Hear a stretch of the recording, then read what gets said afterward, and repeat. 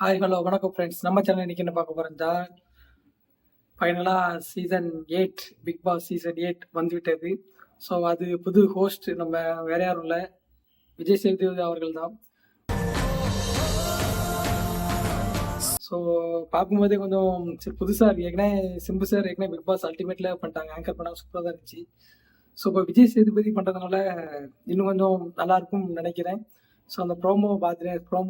Promo வந்து எப்பவும் நம்ம பேசிக்காக நடக்கிறது தான். அந்த இது விளையாட்டுல கொஞ்சம் இதாகும், குரூப்பிசம் பண்ணுவாங்க, மற்றபடி வீக்கெண்டில் நல்லா இருப்பாங்க, எல்லாமே அது இதை வச்சு தான் ப்ரோமோலாம் வந்துச்சு. ஸோ எனக்கு இத பார்த்தது இந்த குரூப்பிசம் பண்றவங்க டாமினேட் பண்றவங்களெல்லாம் சும்மா ஓட விடணும். சூப்பராக இருந்துச்சு, ரொம்ப நல்லா இருந்துச்சு.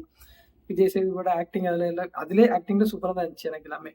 ஸோ நம்ம பிக் பாஸ் ஸ்டார்ட்ல தான் தெரியும் எப்படி நம்ம விஜய் சேதுபதி சார் நடத்த போகிறாங்க, எப்படி களைக்கட்ட போகுது, எப்படி கரெக்டாக தட்டி கேட்பாங்களா இல்லையா, அதை இது நம்ம பொறுத்து தான் பார்க்கணும். இது என்ன பிரமாதம், இது விட பெசலைட் ஒண்ணு இருக்கு.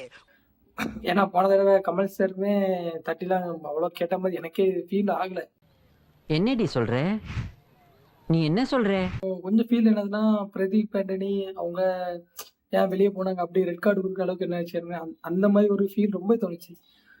அதுக்கப்புறம் அவர் வெளியே வந்ததுக்கப்புறம் ஃபேன் பேஸ் அதிகமாகிடுச்சு. ஸோ இவங்க இது பண்ணாங்க. அதுக்கப்புறம் நம்ம மெயினாக எல்லா சீசன்லேயும் கண்டென்ஷன்ஸ் தான் பேசாதடா, படிக்காத தற்குறிப்பில்லை. மீன் பண்ணி கலாய்ப்பாங்க. சீசன் 7ல ஃபுல்லாகவே கமல் சார் வச்சு கலாய்ச்சிட்டாங்க. அத வேற ஞாபகப்படுத்திட்டீங்க. நெஞ்சமெல்லாம் பொண்ணு அறக்கு தம்பி, மறக்க முடியல. இந்த சீசனில் நம்ம எப்படி இருக்குன்னு நம்ம பார்க்க போகிறோம். ஸோ அதனால தான் கமல் சார் வராமல் மேபி இருக்கலாம்னு நினைக்கிறேன். தெரில, கமல் சார் இல்லாதப்போ கொஞ்சம் ஒரு ரொம்ப மிஸ்ஸாக தான் இருக்கும். ஏன்னா அவங்க இயர்லி பிக் பாஸ்லாம் பிக் பாஸ் 6 வரைக்கும் நல்லாவே சொல்லிட்டு இருந்தாங்க, நல்லா கரெக்டாக அந்த இதெல்லாம் தப்புனா தப்பு கரெக்டாக சொல்ல ஆரம்பிச்சாங்க. எனக்கு இந்த பிக் பாஸ் 7ல் மட்டும் இப்படி ஒரு வேளை இதாயிட்டு அப்படிங்கிற மாதிரி. ஸோ அவங்களுக்கு பேச முடியலையா, இல்லைனா ஒர்க் ப்ரெஷர் டென்ஷன்ஸ் எல்லாமே இருக்கிறதுனால அதில் வாய் வரலையா, சரி நமக்கே சில டைம் உடணும், இது இப்படி பேசுவோம் அது அப்படி பேசுவோம், நமக்கே உடணும். ஸோ அவங்களுக்கு அந்த டைமில் அப்படி இருந்தாலும் இருந்திருக்கலாம்னு நினைக்கிறேன், என் பாரு நினைக்கிறேன். ஸோ சீசன் 8 வந்தாச்சு. நம்ம இனி ப்ரோமோ பார்த்தாச்சு. எப்படினாலும் நெக்ஸ்ட் மந்த் வந்துடும். நெக்ஸ்ட் மந்த்ல இந்த மந்த்தே வந்துடும் நினைக்கிறேன். அதாவது செப்டம்பர் அக்டோபர்ல வந்துடும் நினைக்கிறேன் பிக் பாஸ். அதுக்கப்புறம் தான் தெரியும், அந்த 1 வீக் அப்புறம் தான் எப்படி இருக்குன்னு தெரியும். ஃபர்ஸ்ட் வீக்ல சில பேர் பண்ணுவாங்க, அப்படி இல்லைன்னா செகண்ட் வீக்லேருந்து எலிமினேட், அதாவது செகண்ட் வீக்லேருந்து எலிமினேஷன் வைப்பாங்க. ஸோ நம்ம என்னன்னு சொல்லி இனி வரப்போகிற வீடியோவில் நம்ம பார்க்க போகிறோம்.